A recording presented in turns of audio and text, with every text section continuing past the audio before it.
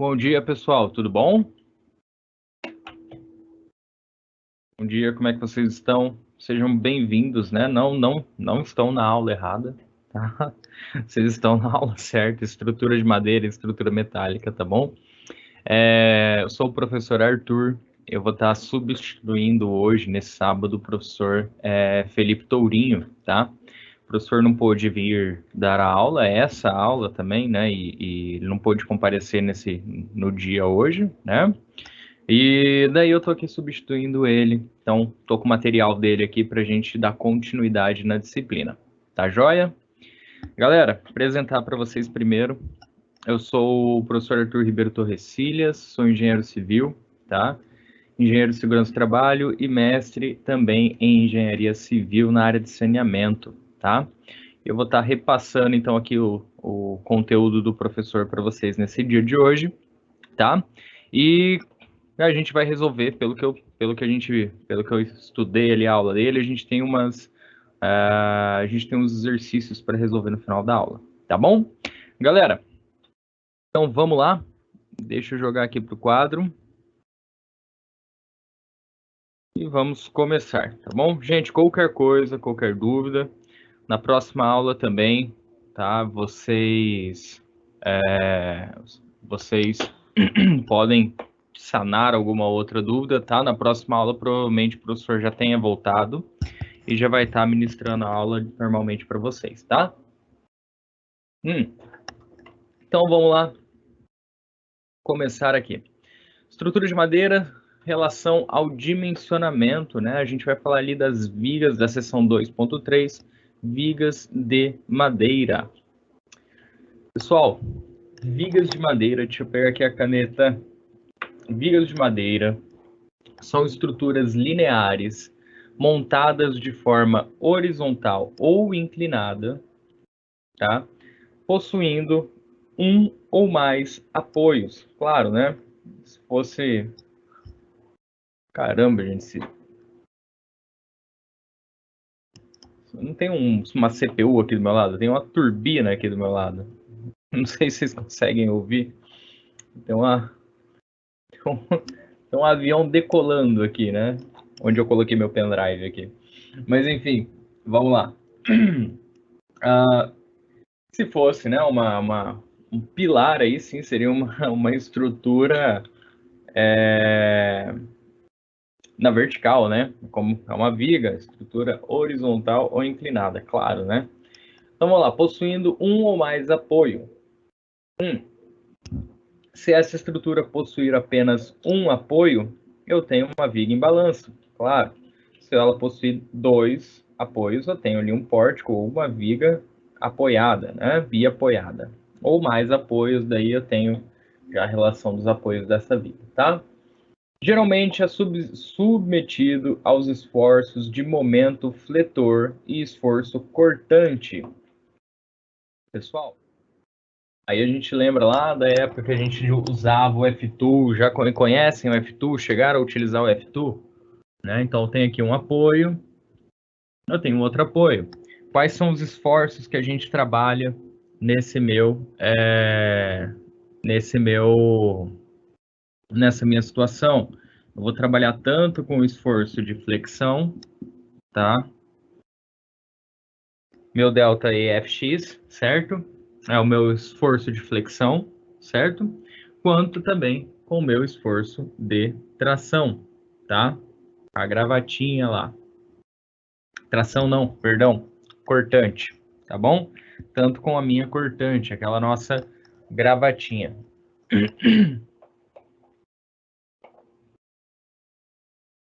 Ah, cara. Que disciplina que eu dei para você, Diógenes? Foi semestre passado, não foi, cara? Eu não lembro. Bom te ver também, bom te ver de novo. Bom ver você de novo. Então, provavelmente tem uma turma do semestre passado, né? Mas vamos lá. Então, eu vou ter aqui, ó, a minha esforço cortante, tá? E o meu esforço de flexão, tá bom? Galera, é sempre importante lembrar que eu vou estar calculando essa minha viga principalmente por esses dois tipos de esforço, tá? Principalmente por esses dois tipos de esforço. Vamos voltar lá para o quadro? Conforme for lendo aqui, a gente vai voltando aqui para a lousa e vai discutindo, tá? Bom, então a gente tem nessas, onde que eu parei aqui, momento fletor, esforço cortante, caracterizando então a flexão, que a gente acabou de falar, que é o delta EFX, além de deformações verticais, chamadas de flechas, que é essa, embarrigamento, tá? Geralmente, os elementos submetidos a esforço de flexão são encontrados em vigas de piso, certo? Porque está recebendo ali a carga da laje, a carga do peso próprio da estrutura também. Tá? Vigas de pontes, componentes de estrutura de coberturas e elementos componentes de formas e contraventamento. Tá? Galera, estrutura de cobertura de madeira, geralmente, tá? Na maioria das vezes, ela não recebe tanta carga, porque a carga dela é mais ali a carga da telha, né? Uma carga mais de cobertura mesmo, tá? Ela não tem função de laje ali. Bom dia, Daniele. Bom dia, pessoal. Bom dia, Ivan. Bom dia, Rogério. Deixa eu dar um like aqui no oi de vocês. Bom, continuando ali, a gente tem aqui as transversinas, né? A longarina aqui da minha estrutura. Aqui nessa imagem eu tenho uma chapa de junção entre as minhas vigas. Bom, tem uma chapa de junção entre as minhas vigas, né? Para poder fazer a união e a distribuição da força entre elas. E vamos lá. Bom, a verificação da segurança dos elementos submetidos à flexão compreende a verificação dos estados limite últimos, tá? Então, o meu ELU. Lembrando, estado limite de serviço, eu tenho aqui estado limite de serviço. Né? Eu não sei se o professor Felipe chegou a comentar alguma coisa do ELS ou ELU, mas vamos já falar aqui. Estado limite de serviço é aquele estado em que ela vai trabalhar, é o estado que eu calculei para ela mesma trabalhar, tá? E já o estado limite último é aquele estado de rompimento, tá? É o estado onde ela perde a função dela ali de trabalho, tá certo? Então, a verificação de segurança do elemento submetido à flexão compreende a verificação de estado limite último referente à resistência e a tensões normais e tangenciais, além da instabilidade lateral e os estados limites de serviços referentes à deformação excessiva, as flechas, tá? E as vibrações. Bom, deve-se ressaltar ainda que, em alguns casos, pode ser necessária a verificação de efeitos de compressão perpendicular às fibras, ocorrendo na região dos apoios ou nos locais em que são aplicadas cargas concentradas, tá? Gente, quando eu tenho, então, uma carga concentrada, eu tô tendo... Então, vamos pegar aqui esse cantinho aqui. Opa, não foi, pera lá. Eu já cheguei para vocês, tá? Então vamos lá, eu tenho uma carga concentrada. Aqui eu tenho a carga distribuída ao longo da minha viga, tá? Mas nesse ponto, especificadamente nesse ponto aqui, eu vou dar um zoom motherfucker aqui nele, né? E eu tenho a minha viguinha de madeira, tá? Aqui. Beleza. Tenho a minha viguinha de madeira apoiada aqui num pilarete. Tá?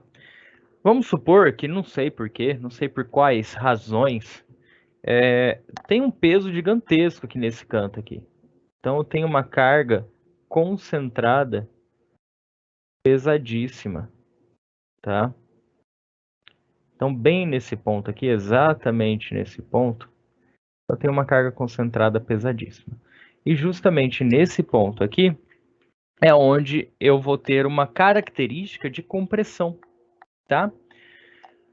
Ao longo da minha madeira, ao longo da minha ao longo da minha viga, eu tenho. Opa, pera lá, Daniele. Professor, essa aula é continuidade da aula de semana passada?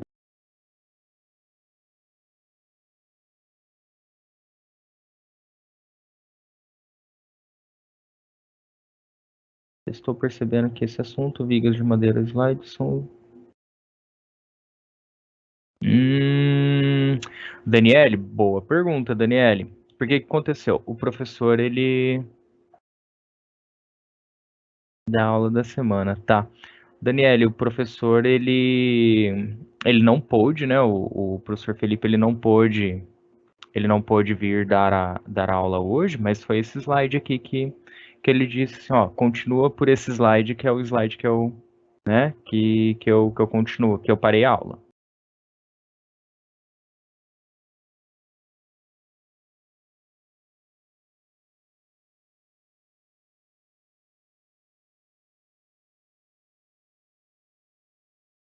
Tá?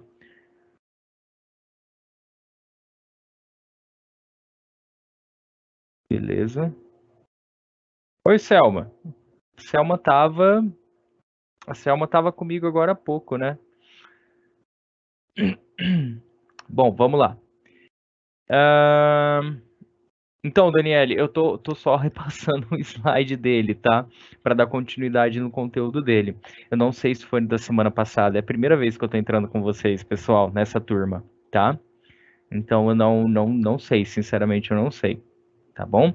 Mas qualquer coisa, semana que vem já tá retornando normalmente. O professor já retorna o professor Felipe, tá? Para dar continuidade. Daí, se ficou alguma dúvida ou se vocês, né, se teve algum conteúdo aí que ficou, que ele não trabalhou e eu acabei adiantando alguma coisa, ele dá um salva para vocês, tá bom? Sério? Sério, gente? Deixa eu ver aqui. Então, pera lá. Deixa eu passar uns slides para frente. Chegaram a. Deixa eu ver aqui. Vocês chegaram a fazer esse exemplo aqui?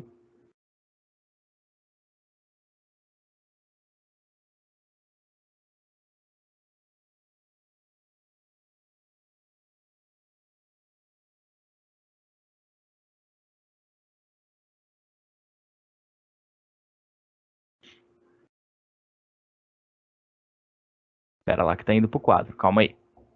Aí. Vocês chegaram a fazer esse exemplo?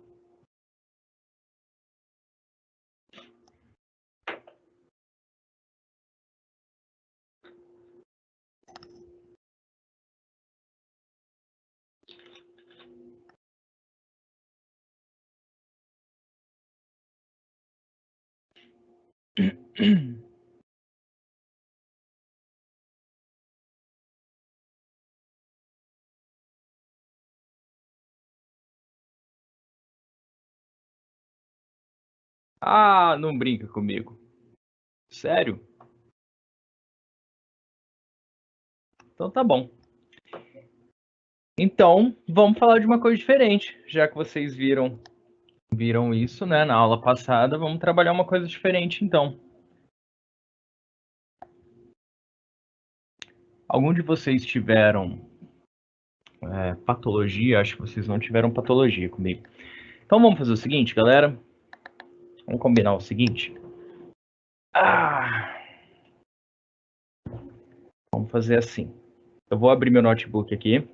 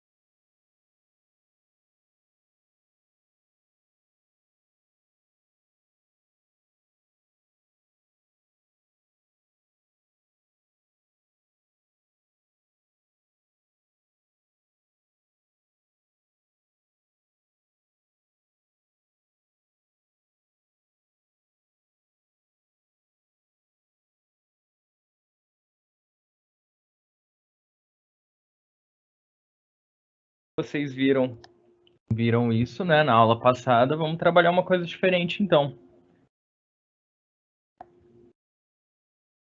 Algum de vocês tiveram patologia? Acho que vocês não tiveram patologia comigo. Então vamos fazer o seguinte, galera. Vamos combinar o seguinte. Vamos fazer assim. Eu vou abrir meu notebook aqui. E eu vou pegar algumas coisas de patologia para vocês. O que vocês acham? Patologia em estrutura de madeira. Está relacionado com a aula, né?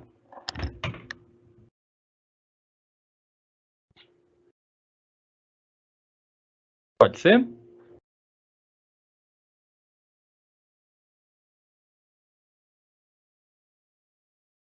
Então, provavelmente, o slide que vocês iam trabalhar é o slide da aula 7. Foi passado da 6, tá? Já tiveram patologias de madeira?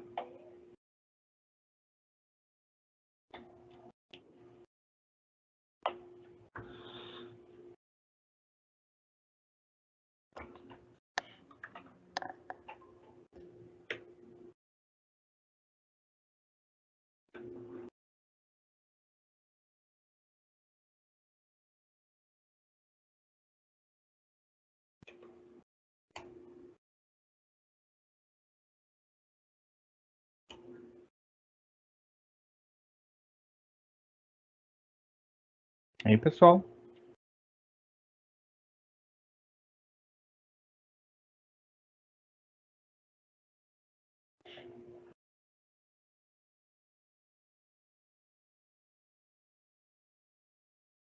Ixi.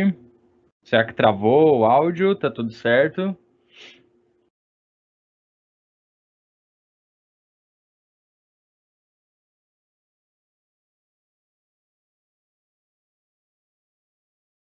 Tá. Então vamos fazer o seguinte. Vou pegar um slide aqui, tá? De uma disciplina de patologias que eu tenho. Tá voltado também, já que vocês estão... A gente está na disciplina de estrutura de madeira, né? Estrutura metálica. Eu acho que é válido a gente discutir, então, essa parte de patologias. Certo? O que vocês acham?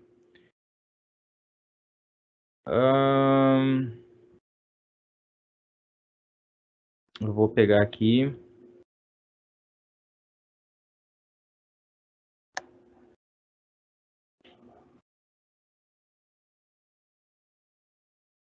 Entendi. Tá. Então vamos fazer o seguinte, eu vou pegar esse slide aqui, a gente passa esse conteúdo de patologia que eu acho que é bem interessante para vocês também trabalharem, tá?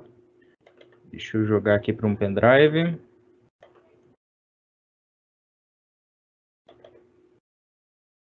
E a gente já continua.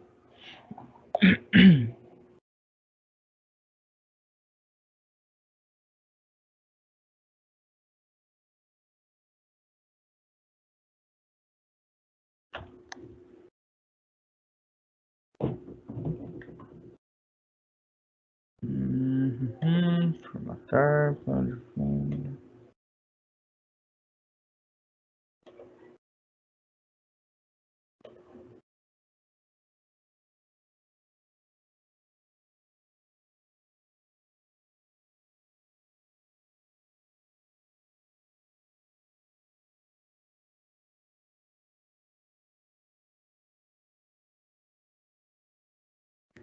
Certo.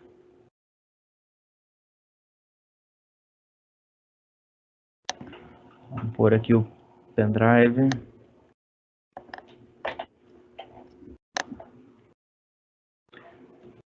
Bom dia, Jair. Deixa eu ver aqui, ó. Bom dia, professor. Por que a gente não aproveita o momento? Faz um exercício desde o cálculo das cargas. Jair. Jair, eu não vou me arriscar, cara. Ser bem sincero com você, tá? Para a gente poder pegar ali desde o do cálculo das cargas, somar todas essas cargas, aplicar ali na estrutura. Pode ser que eu passe algum errinho, tá? Preciso fazer ele passo a passo, preciso catar um exemplo, calcular, porque eu não me lembro quais as equações que a gente usa, tá? Eu preciso lá estudar esse elemento para eu conseguir relembrar ele e aplicar com vocês. Tá? Agora, assim, de cabeça, na trave ali, é complicado, professor. Vai que eu passo uma coisa errada para vocês, um conceito errado. Né? Então, eu preciso tirar ali umas horas ali para eu conseguir estruturar o exercício, né? E passar com vocês passo a passo, tá? Deixa eu jogar aqui. Onde que eu passei essa aula? Cadê?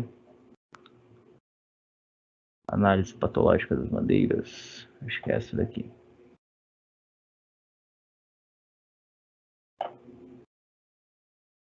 Aê.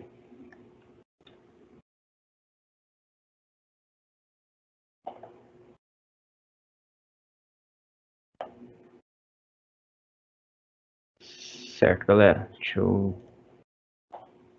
Cadê o slide? Tá aqui.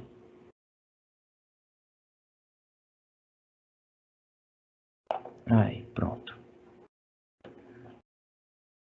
Bom, então vamos lá. Ó, é uma introdução, tá? A patologias de madeira. Eu tenho essa aula aqui faz um bom tempão, mas vamos juntos aqui que eu vou lembrando ela com vocês, tá? E a gente vai discutindo o assunto conforme a gente for passando por slides. Pode ser? Ah, entendi, Daniele. Entendi. Começaria com a estrutura metálica, né? Pode ser, pode ser. Vamos lá. Deixa eu pegar a caneta aqui, cadê? O slide vai estar numa proporção diferente da que vocês estavam tão acostumados, tá, gente? Mas acho que tá pegando tudo aqui, tá? Com a introdução, né? A madeira por si só, ela não sofre deterioração, tá? A durabilidade dela é milenar. A sua capacidade de resistir ao tempo está relacionada com o meio em que ela é alocada. O meio é o principal propagador dos agentes corrosivos, tá? Então, a madeira, na natureza ali, ela tem durabilidade prolongada, né? Então, a gente tem árvores ali que elas vão se estruturando de maneira prolongada. Então, ela não sofre a deterioração, tá? O que vai gerar a deterioração na madeira vai ser a umidade, presença de fungos, bactérias, insetos, certo? E agentes físicos também, tá? Então, a gente pode dizer que as patologias dentro da estrutura da madeira, elas são ocasionadas por 4 fatores principais. Os seres vivos, que a gente vai chamar de bióticos, e os seres não vivos, que são os agentes abióticos, tá? Bom, nós temos também as anomalias estruturais e os agentes da atmosfera, tá? Agentes da atmosfera, pessoal, acho que não está nesse slide, a gente não chega a falar deles, mas já vamos discutir, é o Sol, tá? Então a gente tem ali o Sol, a gente tem a chuva ácida, né? Então às vezes tem locais ali que tem muita poluição, muito monóxido de carbono na atmosfera, e ele acaba dando uma chuva um pouco mais ácida do que a comum. Tá? Então, agentes atmosféricos é o sol tem, chuva ácida, certo? Anomalias estruturais, a gente já sabe, né? São anomalias da estrutura. Agentes abióticos são os seres não vivos, tá? E os agentes bióticos são os seres vivos, que a gente vai discutir um pouquinho deles. Bom, dentro da questão do quesito ali da falha humana, bom, aos agentes, né, característicos ali inerentes à estrutura, dentro do quesito da falha humana durante a construção, eu vou ter ausência, né, ou falha de projeto estrutural, ausência de uma mão de obra qualificada, então a pessoa não soube executar de maneira correta.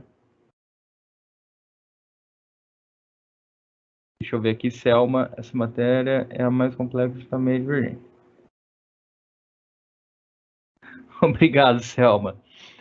Obrigado, mas eu acho que vai ser outro. Deixa eu voltar aqui para mim. Vai ser outro professor mesmo, Selma, porque esse horário eu não consigo assumir ele. Esse horário tem outro... Eu tenho outra aula, né? Então, daí a gente acabou fazendo uma troca de horário para eu conseguir substituir na aula de hoje. Ah, gente, é complicadinho, né? Mas seria legal sim. Inclusive com o pessoal que eu já dei aula semestre passado, né? Deixa eu ver aqui. Tá, então vamos continuar lá. Bom, tenho também ali a falha humana. Opa, não. Ainda estamos na falha humana durante a construção, né? Utilização incorreta de material, deficiência no transporte desses materiais, certo? Deficiência nas ligações. Lembra aquela foto que a gente viu ali que estava no slide do professor Tourinho? Que, que tinha ali uma ligação entre uma chapa de madeira e a outra, né? A gente tinha ali uma ligação metálica. Tá? Então, às vezes aquilo ali está com alguma deficiência, foi colocado errado, não foi dimensionado da maneira correta, né? Causas naturais, a gente tem ali ações de agentes bióticos, como presença de umidade, temperatura, oxigênio, fonte de alimento disponível para os bichinhos que comem ali a madeira, né? E ações de agentes abióticos, como causas químicas, físicas, na minha estrutura de madeira, tá? Bom, com relação ao corpo estrutural, né, ou seja, a peça de madeira, a gente tem ali as falhas. Pessoal, na verdade, isso aqui, essas tabelas aqui, não, a gente vai discutir mais para frente. Tem outro slide que fala melhor delas, tá? Vamos direto para a qualidade da peça. Vamos lá. Os defeitos nas peças de madeiras podem ser caracterizados em geral como abaulamento, tá? Congênitos ou de desdobramentos. Vocês sabem como que funciona uma peça de madeira? Quando a madeireira corta ali a árvore, digamos assim, né? Ela vai seccionar em várias partes essa minha madeira, certo? Então ela tem um projeto de como que ela vai cortar essa peça para aproveitar o máximo possível, tá? Então aqui nas laterais a gente vai ter uma madeira com maior probabilidade de abaulamento, encanoamento, encurvamento, torcida, tá? E nos centros a gente vai ter os caibros, que são utilizados ali para vigas, né? Ou até mesmo para pilares, que é o núcleo rígido dessa madeira, tá? Vocês sabiam que era assim que se fazia o corte das madeiras, pessoal? Interessante, né? Então é arrancada a casca, essa casca pode ser arrancada tanto mecanicamente quanto quimicamente, né? Às vezes eles jogam produto químico e a casca se solta, ou também é feito ali o corte mecânico dessa peça, né? Então, dependendo da onde você pega esse caibro, vamos supor, né? Se você pega essas madeiras aqui, ó, esse trecho aqui, para fazer esse tipo de corte de viguinha, esse saibrozinho aqui, né? Ele vai ter uma característica diferente se você utilizasse esse núcleo rígido dela, tá? Ele pode vir com abaulamento, ele pode vir com torção, pode vir com torcimento, certo? Empenado. E é justamente isso que a gente vai começar a ver agora, tá? Eu tenho ali uma patologia muito comum, que é o encanoamento. Então, eu tenho aqui a estrutura de madeira, né, com aquela forma de canoa mesmo, certo?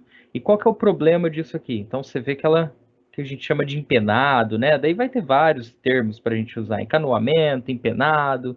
E qual que é o problema disso? O problema disso é que quando eu aplico uma carga, né, então vamos supor que ela está deitada, né? Vamos supor que... Deixa eu vir aqui pro quadro. Vamos supor que essa madeira...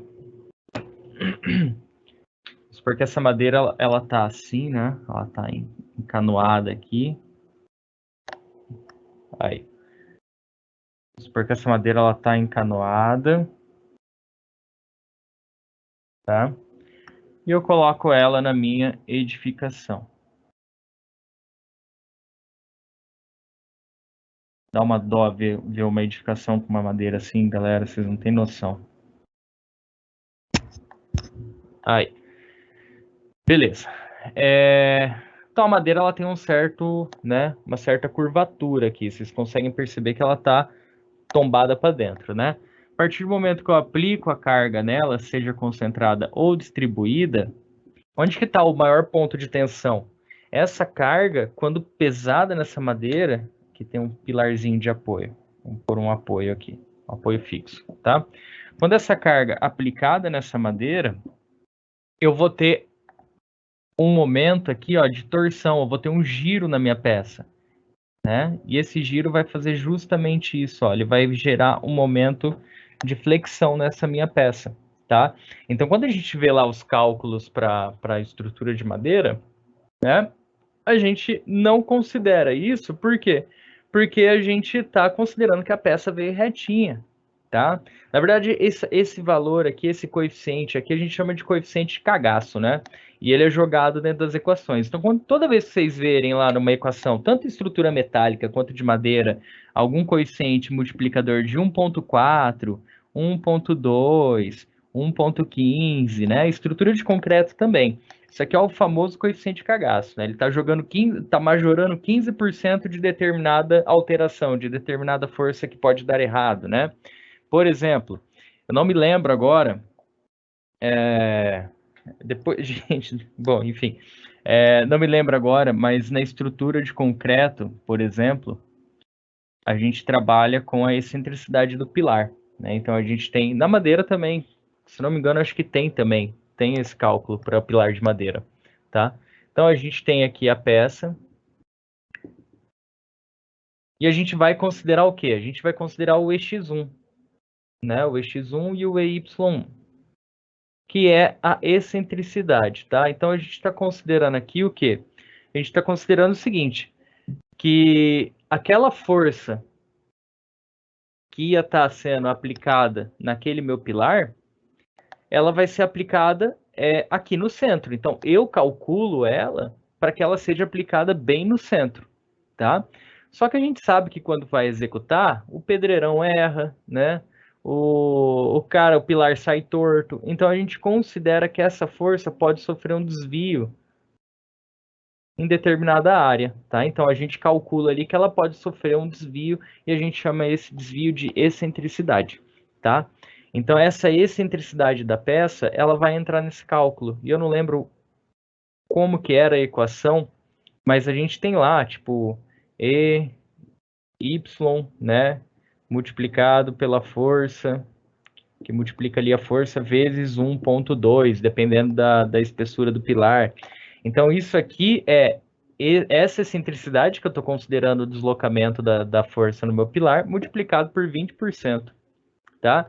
Então, a gente já tem essas equações aqui de cagaço na nossa estrutura de madeira quando a gente faz as contas. Então, comecem a perceber, às vezes, quando vocês vão calcular lá alguma coisa, alguma estrutura, comecem a perceber esses coeficientes, tá? Porque a partir do momento que você entende, um calculista, digamos assim, a partir do momento que ele entende aqueles coeficientes, ele pode jogar um coeficiente abaixo, tá? E assumir a responsabilidade, é claro, né? Mas ele pode jogar um coeficiente abaixo e acabar reduzindo também os gastos ali da obra, tá bom? Bom, mas vamos lá, retornando aqui. A partir do momento, então, quando eu faço essa aplicação de força, eu não tenho uma força correndo lisa, né, na minha estrutura, correndo bonitinha assim na minha estrutura, e sendo distribuída para os meus pilares ou os meus pontos de apoio. Não, eu tenho um negócio, eu tenho uma força convergindo tudo para o centro, tá? Eu tenho essa força distribuída de maneira totalmente errada. E se eu soubesse que eu ia dar patologia para vocês, eu tinha trazido uma esponjinha que eu tenho, que eu fico trabalhando com ela, vocês conseguem enxergar certinho aonde que vai dar torção na viga, aonde que vai dar rachadura, a fissura, a rachadura. Então, provavelmente, numa peça de madeira que veio abaulada, eu vou ter uma ranhura, né? Eu vou ter uma fissura, uma trinca aqui no meio, tá? Professor, como é que eu faço então, né? Numa situação dessa na obra, chegou lá um caibro de madeira, o que que eu faço? Ele tá abaulado, você manda devolver aquela porcaria. Você chega pro cara e fala assim: não, amigo, eu não quero isso aí não. Devolve, ó, tá abaulado. Mostra pra ele e pede pra devolver, tá? A madeireira tem que te mandar coisa boa, gente. Você não vai pôr. E teve uma casa que foi fazer uma perícia, casa chique, chique, casa enorme, né? Enorme, dentro de um condomínio alto padrão, coisa linda. Meu, os caras. Meu. ridículo. O telhado do proprietário cheio de madeira abaulada. Cheio de madeira abaulada. Aí começou a fissurar todas as madeiras dele. As vigas de travamento, todo fissurado. Tudo fissurado. Daí ela fissurou e deu aquele farpamento. Sabe quando a madeira, ela quebra, né? E fica aquelas farpas assim para fora? Aquilo ali já estragou toda a fibra da madeira, tá? Já era a fibra da madeira do proprietário.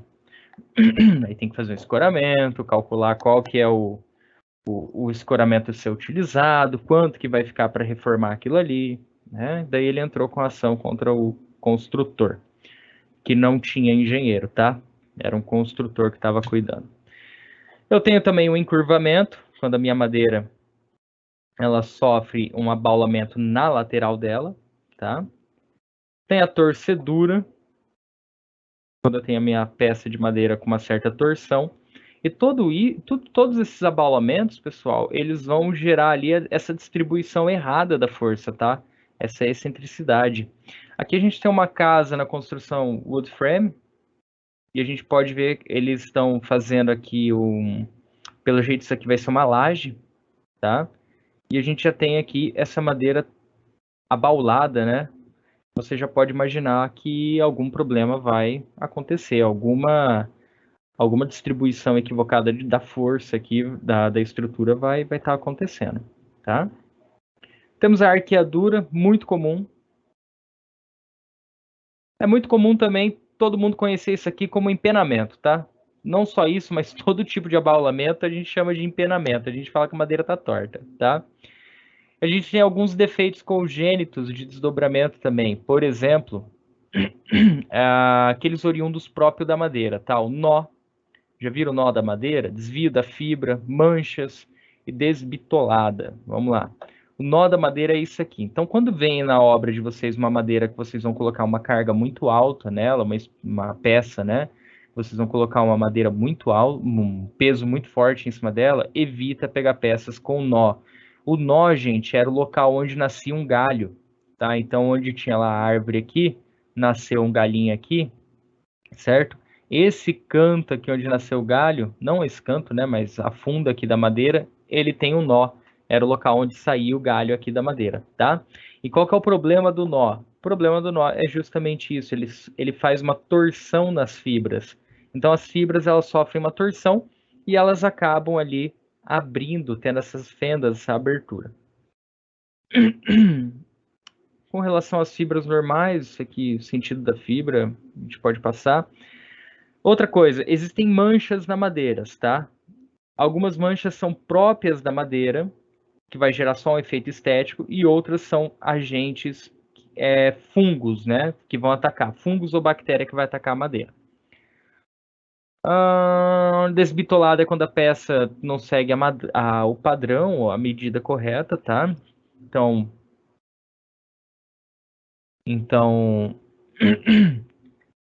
a gente tem essa situação aí, tá? E aí a gente tem tipos de madeira, que é aqui que eu queria chegar com vocês, né? Acho que, não sei se todos vocês conhecem isso, né? Mas perguntar para você, qual dessas madeiras é uma madeira boa para tração e qual é uma boa para compressão? Tem disso, professor? Tem. Não é utilizado, em geral, assim, para estruturas aqui no Brasil, tá? Deixa eu voltar aqui para mim. Aqui no Brasil a gente vai a internet. Volta para eu. Aí.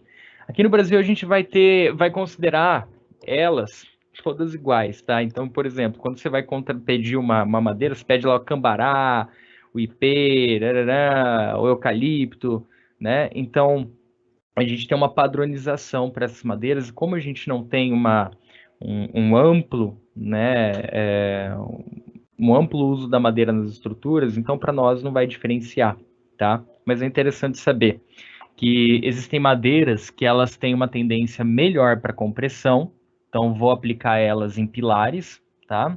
E existem madeiras que elas têm uma tendência melhor para tração, então eu vou estar utilizando elas ali no sentido de uma viga, né? Não num pilar. E daí eu coloquei ele no quadro e eu pergunto para vocês, né? Qual dessas madeiras é boa para tração e qual é boa para compressão? Você sabe diferenciar? Alguém chuta?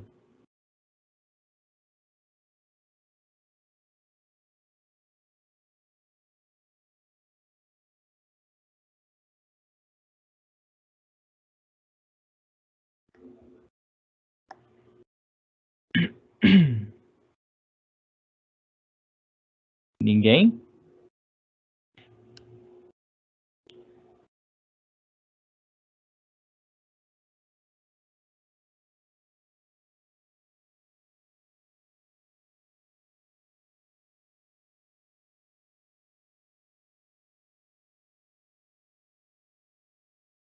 Não.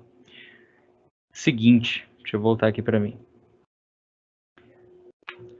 Toda árvore que é conífera, vamos ver, compressão A, compressão A, não, compressão B, tá? Então a melhor é a compressão B. Então vamos lá, a gente tinha aqui a A, né? Tinha a A e a gente tinha a B. A B, a gente tem essa característica aqui, ó.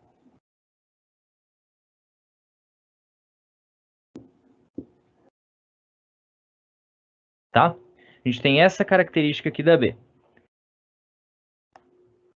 Compressão A, tração B. Acredito que seja tração e a B compressão, ó. Diógenes acertou ali, hein? Rogério também, compressão B. Herbert também. Top, gente, top. Por quê? Acho que vocês foram tudo no chute, né? Alguém usou alguma lógica, usou alguma teoria olhando ali a imagem? Vamos lá. Por que que a B, né? A gente tem uma coisinha mais ou menos assim, ó.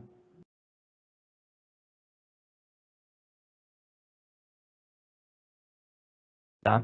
A gente tem uma coisa mais ou menos assim, meio abstrata. Já a B, a gente tem esse cone, né? O que que significa esse cone, assim? O que que significa esse cone? Que a gente vê um afunilamento nos anelares aqui da madeira. Quer dizer que essa madeira aqui, ela é uma madeira do tipo conífera. Conífera. Fala um exemplo de madeira conífera, árvore conífera, eucalipto, pinheiros, tá? Toda árvore conífera, ela faz isso aqui, ó,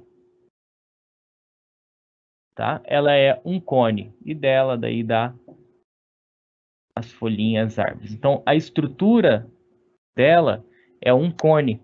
Então toda árvore que é um cone, ela tende a crescer em cima de si mesma. Crescendo em cima de si mesma, a gente sabe que esse aqui foi o primeiro anelar dela.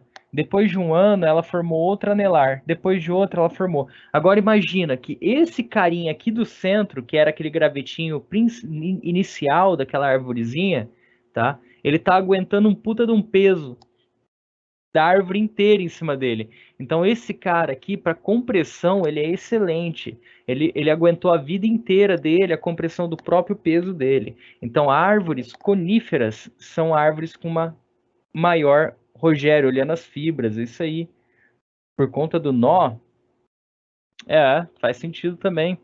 Então, gente, essa madeira que tem essa característica aqui, anelar, tá? São de árvores coníferas. Eu não sei se conífera tem acento. Coni, sei lá onde tem acento em conífera, mas enfim, tá? São de árvores coníferas. Já a é árvore folhosa. Então toda árvore folhosa, boa, ó, o Pedro escreveu ali, ó, usei a lógica, né? Porque o cerne está mais centrado. Perfeito, perfeito. Essa é a ideia mesmo, tá? Opa, não, calma. Não, não, não, não, não. O cerne, no caso aqui da madeira, está mais centrado é o B. Então o B vai ser a compressão, beleza? Então olha só, a elas são árvores folhosas. Qual que é a característica de árvore folhosa? Né? Se a gente pega lá uma árvore folhosa, tá? Gente, isso aqui é uma árvore, tá? para vocês que estão olhando isso aqui e falando, professor, não, eu sei, tá real demais, isso aqui é muito realístico. Calma, não se surpreendam, né? Então, isso aqui é uma árvore, que besteira. Isso aqui é uma árvore, tá, gente? Então, o que que a gente tem aqui? A árvore folhosa, a tendência dela é esticar os galhos a ponto de fazer o quê? Contorcer a árvore. Então, árvores folhosas,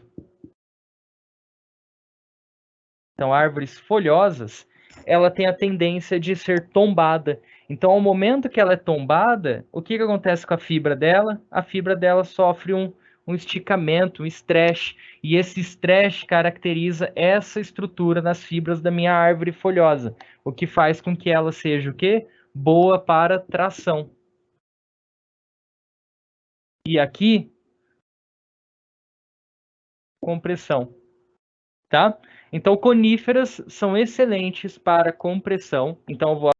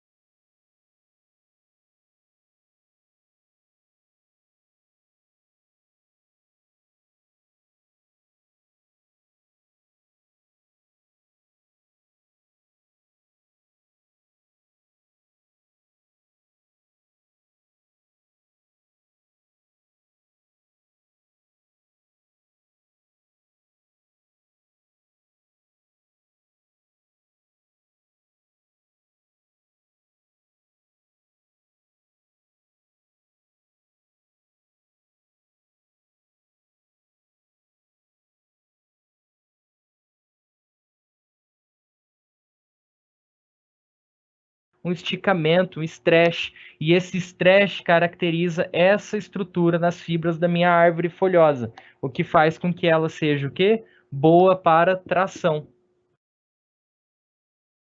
E aqui, compressão, tá?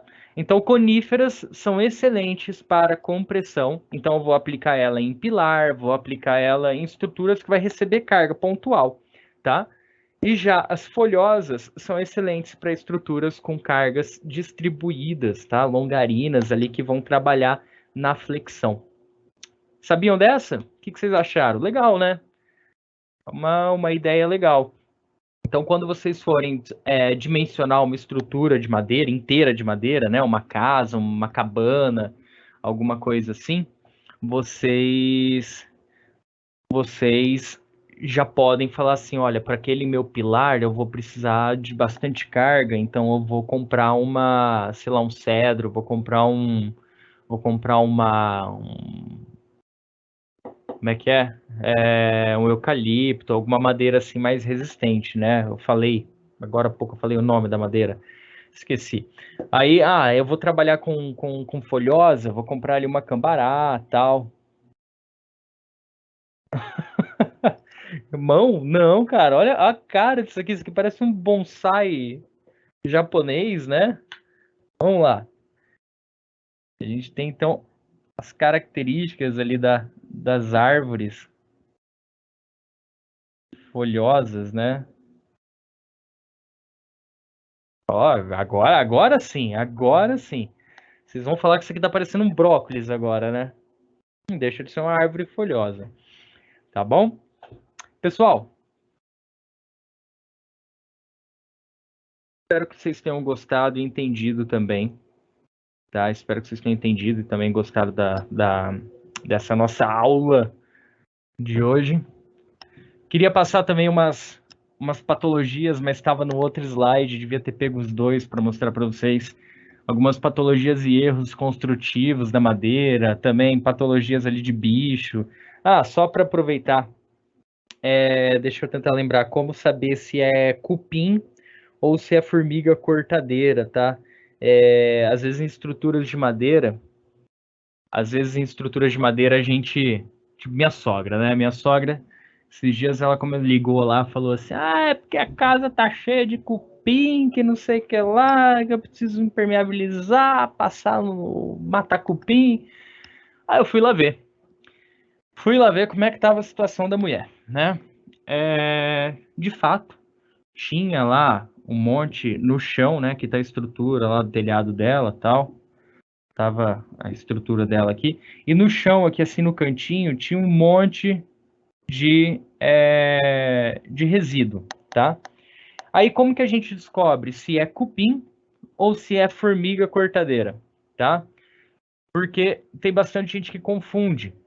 O cupim, galera, ele come a madeira, tá? Ele vai comer a madeira ali e vai sintetizar, porque ele se alimenta de celulose, celulase. Ele não é que ele come a madeira, ele come o interior da célula das madeiras, tá? Então, ele vai comer aquela celulose, celulase e vai cagar aquilo. Então, aqueles pó de serra que você enxerga aqui, né? Aqueles resíduos que você enxerga do cupim quando ele come a madeira, na verdade, isso aqui é cocô de cupim. Tá? Então, quando você enxergar umas bolinhas assim, né? Lógico, não é desse tamanho, tá, gente? É bem pequenininho. Quando você enxergar uns detritos, uns resíduos em forma de bolinha ou meio marronzinho, assim, na verdade é o cocô do cupim. Então você já sabe que o que tem ali na madeira é cupim. Diferente da formiga cortadeira, tá? Porque a formiga cortadeira, ela entra na madeira e ela vai comendo a madeira. Só que ela vai comendo cortando, tá? Por que ela está fazendo isso? Para abrir caminho e fazer ninho. Então, na verdade, ela não vai comer, ela morde, leva para fora e joga para fora do ninho dela, tá? Então, o que você vai ver aqui não é cocô, vai ser pó de serra, vai ser serragem. Você vai ver que é madeira mesmo, você vai ver que são pedacinhos de madeira. Então ela não digere. Então a forma de você diferir, se você joga um veneno para cupim, ou se você faz um tratamento para cupim, ou se você só joga um venenão ali para formiga, é analisar o resíduo que está gerando, tá? Então daí você descobre se é cupim ou se é formiga, tá bom? Ah, tá. Pera aí, calma lá. Suas aulas são muito facilita. Obrigado, Selma. Suas aulas são muito explicativas e levam muito para a realidade. Isso facilita o entendimento. Poxa, obrigado. Vamos ver aqui, Fábio. Professor, explica por que o IP é uma das madeiras mais resistentes e é folhosa. Então, aí a gente vai ter outra característica que eu não vou conseguir mostrar para vocês, tá? Por causa do tempo. Mas lembra que quando a gente dá um zoom motherfucker lá na nossa estrutura de madeira, a gente vai ver que como que eram as coníferas? As coníferas, ela tem uma estrutura, isso. As coníferas, elas têm uma estrutura como se fosse uma colmeia, tá? Então, se eu pegar lá um pedaço de madeira e dar um zoom nela com um microscópio mó fodão lá, eu vou ver que ela tem uma estrutura como se fosse uma de colmeia. Ela parece um monte de jogo da velha, assim, travadinho, sabe? Ela parece uma colmeia mesmo, tá?